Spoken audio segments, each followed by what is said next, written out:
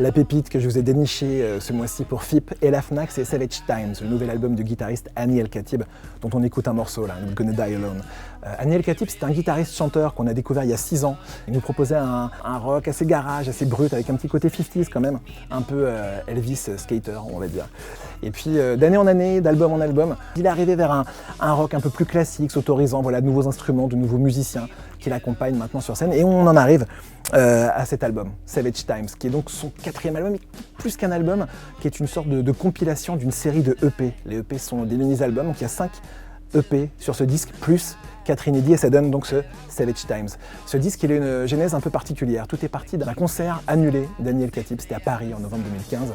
Et ça lui a permis d'avoir un trou dans son emploi du temps, ce qui est assez rare quand on est une rockstar. Et il en a profité pour rentrer en studio, plutôt que de prendre le temps de sortir un album avec les mois que ça demande de préparation.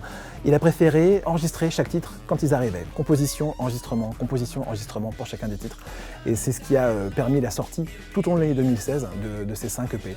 Il s'autorise des incursions presque funk sur certains titres, même si on le retrouve toujours assez classique et assez rock. Le violon fait son apparition dans ces morceaux, le piano aussi, et ça donne un disque assez riche à 19 morceaux. C'est quelque chose d'assez dense. Le propos de l'album, lui en revanche, est assez sombre. Savage Times, c'est une sorte de chronique de l'Amérique dans une ambiance assez violente finalement, sur fond de campagne présidentielle qui a vu l'élection de Donald Trump. Hani El Khatib, lui, est né de père palestinien et de mère philippine. Il se sent donc forcément concerné au premier chef par ces questions d'identité américaine, notamment sur le morceau Bound Brown. C'est un disque un peu plus grave dans le propos et en même temps assez jouissif musicalement. C'est une petite pépite que vous allez évidemment retrouver dans tous les magasins Fnac, sur Fnac.com et sur FIP bien évidemment.